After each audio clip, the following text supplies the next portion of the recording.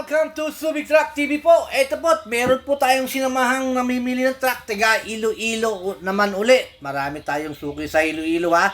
Si Sir Mike, ito po kulay white, cup ng white. And then as is condition pa po itong aking pinakita sa kanya. 10-wheeler wing van na 6M70, convert to Molye. And then double differential. Ang ating ipapakita kay Sir Mike. And then kasama niya po niya yung pamangkin niya at saka yung kanyang driver. As is pa po yung ulo, as is pa rin po yung kanyang chassis. And then, siyempre, before and after, ipapasilip ko po sa inyo habang nire-record po ito.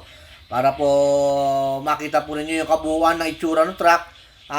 Makeover po sa pagbabago po ng truck. Para po maipasilip ko rin po sa inyong lahat. And then, ito po muna yung as is condition niya. Ipapasilip ko sa inyo hanggang sa fully record na po ang truck ni Sir Mike ng Iloilo ha. Sa mga gusto pong magpasama at magpa-guide sa akin sa Iloilo ha. Sample ko sa inyo na video na binantayan po natin, pinunta-puntahan po natin yung truck nila. Habang habang nasa Iloilo si Sir Mike, bumalik po kasi ng Iloilo si Sir Mike. And then ina-update ko na lang po siya sa itsura po ng truck niya hanggang sa pag may pull out po yung truck niya ha. And then yung pamangkin po niya, pumunta muna ng Bulacan at saka yung driver niya. Babalik na lang daw po pagkatapos na ma-fully record na ha. At saka yung mga retouch na lang na aayusin pagdating po ng kanyang pamangkin. Ayan po, white color, papunta po natin sa kulay na ibang kulay ng gusto nila. Kulay yellow po ang magiging kulay po nito ha. Ipapasilip ko po sa inyo. Mga tiga Iloilo po, ayan po si Sir Mike ng Iloilo. Nakabili din po ng truck dito sa atin ha. Marami ng tiga Iloilo ha. And then ito po, nire-record na po. Kulay yellow na po yung kanyang ulo. Tsaka yung siding po ng body ha. And then yung chassis po niya, kulay black na rin ha. Pasisilip ko po sa inyo. Habang nire-record po itong truck na ito. Habang dinadaanan po ng munting camera ko po. Ayan.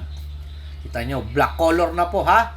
And then, syempre, itong truck po na ito is babiyahe daw po ni Sir Mike sa Iloilo ng Pepsi Cola. Coke yata o Pepsi. Hindi ko na matandaan sa sinabi sa akin, pero doon po, soft drinks po ang magiging karga nito. And then, syempre, si Sir Mike, sabi ni Sir Mike, pupunta raw siya ng Kwan.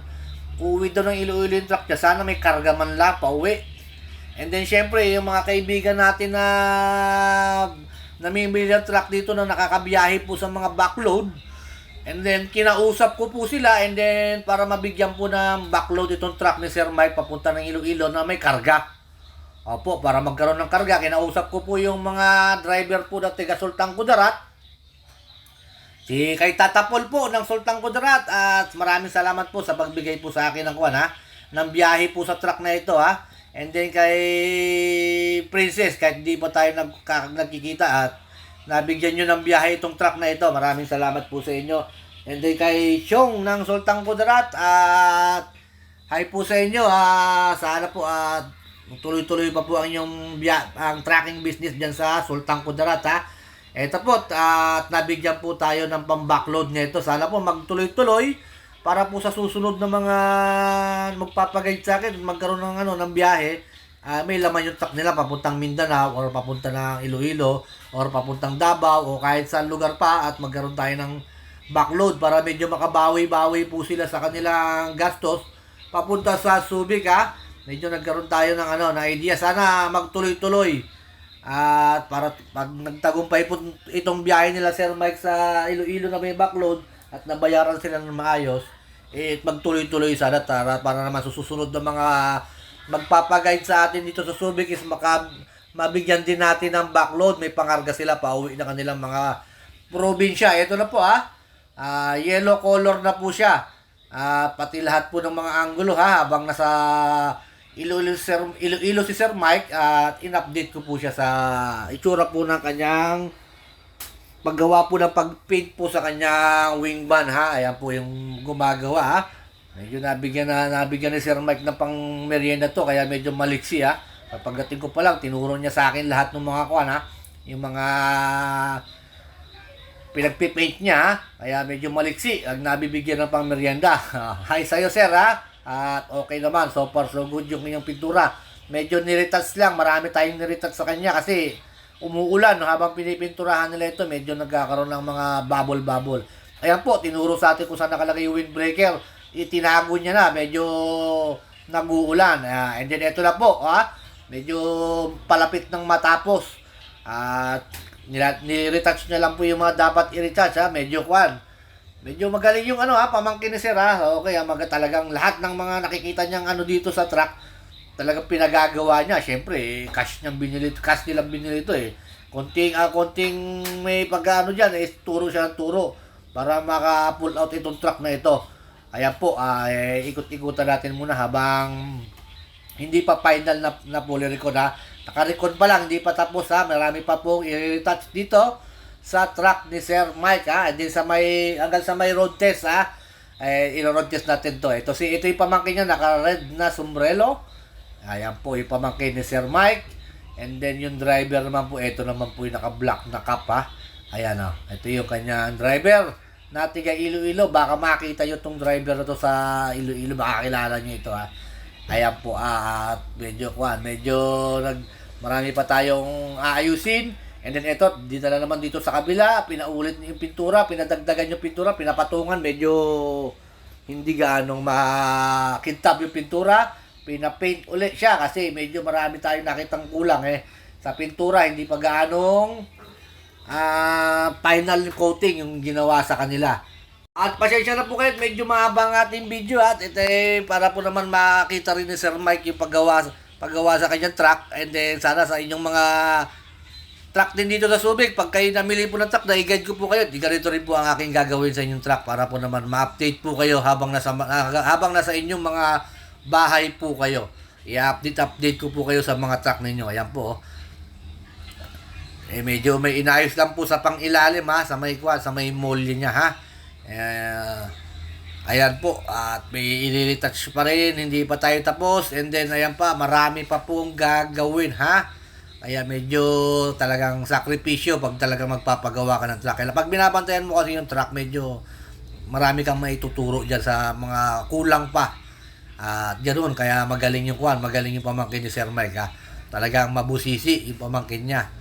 Ganoon talaga, turo ng turo para maulit, maayos. Maraming magtuloy-tuloy yung paggawa para susunod daw na next month or 2 months at kukuha pa raw sila ng isa pang unit. Medyo pasensya na kayo, medyo mahaba. Ito, magro-road test na sila. Ito na, magro-road test na habang binibidyo natin. And then sinabihan ko naman yung driver niya na kung may nararamdaman kang problema, wag mo nang iuwi yung truck. Kung mayroon kang nararamdaman, lahat, kung sa clutch, o sa engine, o sa body, kung may naririnig kang naririnig ka na hindi maganda, ipagawa na kagad habang nandito pa kasi magkakaroon siya ng backload at mag-appliances ang ikakarga natin sa kanya papunta ng Iloilo. Itong driver niya is okay naman, maliksi po yung driver niya. Maliit na maliksi, talo pa ako sa liksi, talagang lahat ng mga ultimo mga tornilyo sa paligid pinupulot niya para meron siyang meron siyang mga gagamitin, magaling yung driver ni Sir Mike, talagang talaga sa pagkambyo pa lang kita mo naman suwabe, And then yung backload nila sana po magtagumpay para po sa susunod na mga susunod na may magpapaguide po sa akin dito, mamimili ng mga 10-wheeler, at mabigyan din natin ng backload para medyo makabawi-bawi sila ng makabawi-bawi sila ng gastos, mabawasan yung gastos man lang nila, o kaya mabawi nila yung pagpunta ng Subic, kahit papano, sana yung backload nila magtuloy-tuloy. And then i-update ko po kayo kung sakali po nagtagumpay po yung backload na binigay natin dito sa truck po na ito ni Sir Mike, para po susunod kayo naman. And then sana po please subscribe po, bago po tayo matapos, please subscribe my YouTube channel po. And then update po kayo sa Truck City po na aking bagong page. And then sa Subic Truck TV po na page, at maraming gumagaya po dyan. And then sana po tawag-tawag lang po kayo sa akin pag may mga kailangan po kayong unit. And then so far so good naman po, okay naman po yung road test. At sinabihan ko naman tong driver niya, kung may nararamdaman ka talaga, ay wag mo nang ituloy mo na i-pull out, ipagawa muna natin, Okay naman daw po, sabi po ng kanyang driver. Kaya po medyo ina-update po natin sila hanggang sa makalis po sila ng Subic, hanggang sa makapag-backload po sila. Kailangan may update po natin sila kung maikarga ba yung kanilang pangargang binigay natin sa kanila, ha. At sila na po ang nakikipag-transaksyon pagdating po sa backload na yun, ha. Pagdating sa rate at pagdating sa biyahe. Ito na po, dito po sa company po namin na ito nakuha itong truck na ito. Marami na rin po tayo na ilalabas sa company na ito na truck. Medyo, siyempre sa ibang company, marami pa po tayo naka-stock na truck, ha. Hindi lang po sa company na ito, maraming company po na meron tayong naka-standby ng mga truck na pinagagawa. Medyo hindi pa tapos kasi yung iba po, medyo financing po yung iba. Kaya po nag-aantay po tayo ng mga update, approval ng kanilang financing, ha. Para po may vlog na rin po natin yung mga truck ng ating mga subscriber, ha. Ayan po, ikutan natin. Final na po ito, ha. At talagang fully record na po yan lahat, ha. Nakita nyo naman yung pintura, makintab. Ito na po, ha. Black color na po yung kanyang chassis. And then, papunta na po sila ng Iloilo, ha. Nag-aantay na lang kami ng tawag ng backload para po pagdating po nila sa kanilang bayan, meron po silang pangarga at makabawi-bawi sa kanilang gastos, ha. Sana magtagumpay po yung backload uli na aking ibinigay po sa kanila. And para ma-update po ko po kayo kung sasakaling bibili naman kayo ng truck, may bigyan ko rin kayo ng backload. Ayan po, medyo nag-upgrade po muna tayo. Pero ito muna ang ating sinubukan pagdating sa backload, ha. Para sa susunod naman, tuloy-tuloy na ang ating transaksyon sa backload. Para meron po kayo pangarga pag pull out ng inyong mga truck, ha. And then, once again, maraming salamat po kay Sir Mike ng Iloilo at sa pamangkin po niya, sa driver niya na masigasig, na talaga namang walang tigil na kakatingin ng mga kulang sa truck. Kaya doon ako mas gusto ko yung mga ganong tao, yung mabusisi pagdating sa truck. Para naman po ba walang masabi si Sir Mike pagdating sa kanila nung kanyang unit, ha. May plaka na rin po yan. Kita nyo naman, ha, talagang fully record na. Pauwi po ng Iloilo with backload po, ha. Inuulit ko po, isa po itong 6M17 na 10-wheeler wing van, double AGR, convert to molye, and then pull out na po siya ngayon. Ayan po, maraming salamat po again kay Sir Mike. Ito po yung kanyang driver, oh. Kita nyo, masaya yung driver, ha. Talagang okay yung niya, ha. Ito yung pamangkin niya, ito, yan. Okay sa kanila, yung truck, ha. Kaya wala tayong masabi. Salamat po sa inyong dalawa.